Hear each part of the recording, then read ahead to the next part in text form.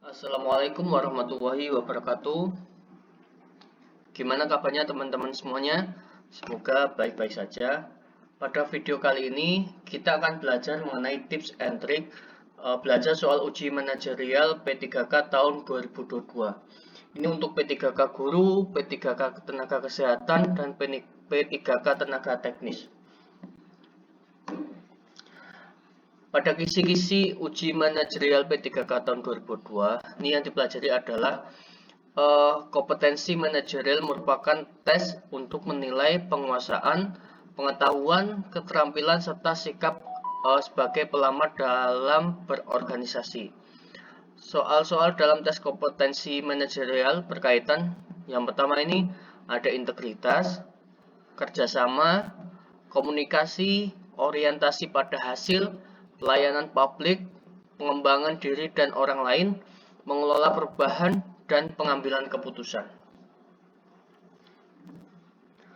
Oke, jadi sebelum saya lanjutkan ke contoh soal, untuk uji kompetensi manajerial nanti ada sekitar 25 soal, dengan setiap jawaban yang benar itu mendapatkan poin 4.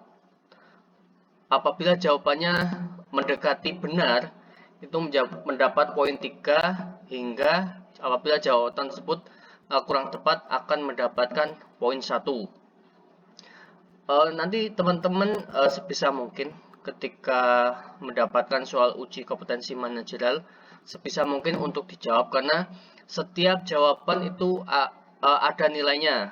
Kalau teman-teman tidak menjawab, sangat disayangkan karena nilainya 0. Oke, kita belajar ya mengenai yang soal pertama. Hari ini Anda diminta membuat proposal pengajuan sponsor oleh atasan Anda. Dalam menyusun proposal tersebut, maka hal yang sebaiknya Anda lakukan adalah: A. Menggunakan bahan yang dimiliki sebagai informasi utama. B. Menggunakan pengetahuan yang dimiliki. C. Berusaha mencari informasi dari berbagai sumber yang tersedia. D. Mencari informasi dari orang lain.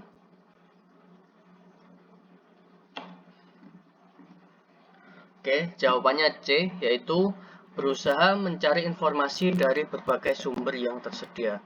Kenapa jawabannya C? Karena ini yang membuat proposal ini berusaha mencari informasi dari berbagai sumber. Jadi jawabannya adalah C. Oke, soal nomor 2. Sebagai seorang pegawai yang bertugas di bagian pelayanan, hal yang akan Anda lakukan saat melihat terjadi aksi saling serobot dalam antrian di kantor Anda adalah: A. Melaporkan pada pimpinan untuk mengambil keputusan. B. Menertibkan dan meminta bantuan loket untuk mempercepat pelayanan. C. Menertibkan dan berinisiatif membuka loker pelayanan tambahan. D.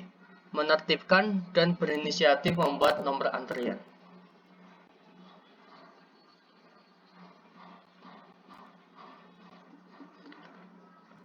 Oke, jawabannya adalah C, yaitu menertibkan dan berinisiatif membuka loket pelayanan tambahan. Ini adalah upaya karyawan apabila terjadi aksi saling serobot, yaitu membuka loket pelayanan tambahan. Oke, lanjut. Saya adalah seorang staf administrasi di sebuah perusahaan jasa layanan telepon. Akibat kenaikan tarif dasar layanan telepon, banyak pelanggan yang datang dan mengajukan protes. Akibat adanya tersebut, saya diminta membantu bagian pelayanan. Saat tengah bertugas, saya harus melayani seorang tamu yang sangat rewel dan banyak bertanya. Sikap yang seharusnya saya lakukan adalah meminta teman yang lain untuk melayaninya. B.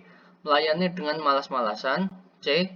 Melakukan yang bisa saya lakukan dan tidak melakukan hal yang tidak bisa saya lakukan.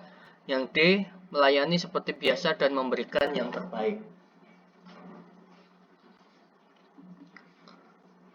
Tepat sekali jawabannya, yaitu D. melayani seperti biasa dan memberikan yang terbaik. Oke, selanjutnya soal nomor 4. Di setiap unit kerja Anda, sering sekali ada pegawai yang begitu absen langsung pergi makan pagi di luar sedangkan jam kantor sudah mulai di menit pertama. Di samping itu, atasan Anda juga melakukan hal yang sama sehingga unit tempat Anda bekerja menjadi kosong. Biasanya mereka akan kembali setelah 30 menit jam kantor berjalan. Suatu ketika, Anda diajak oleh atasan Anda untuk pergi keluar untuk sarapan bersama.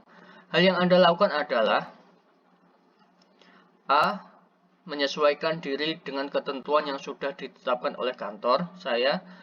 B. Ikut dengan atasan dan rekan kerja namun tidak menambah jam kerja sesuai konsekuensinya. C. Melakukan sarapan sebelum jam kerja kantor dan kembali ke kantor sebelum jam kantor beroperasi.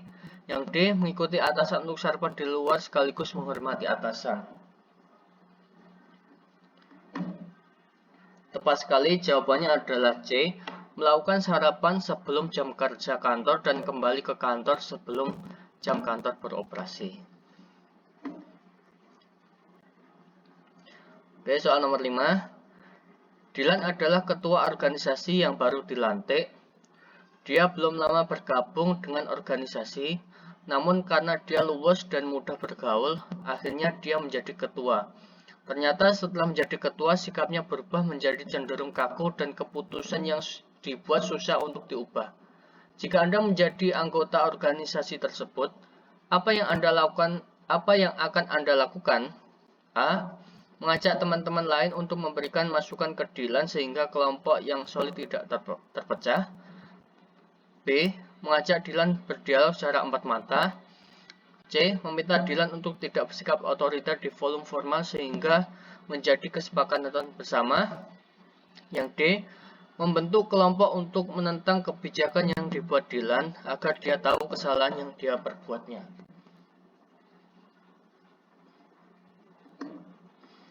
Tepat sekali, jawabannya adalah A, yaitu mengajak teman-teman lain untuk memberikan masukan kepada Dilan sehingga kelompok yang solid tidak terpecah. Kedepan saya akan membuat video tentang soal uji kompetensi manajerial sebanyak 25 soal. Nanti dengan durasi waktu saya buatkan strateginya supaya teman-teman nanti bisa menjawab dengan cepat dan benar.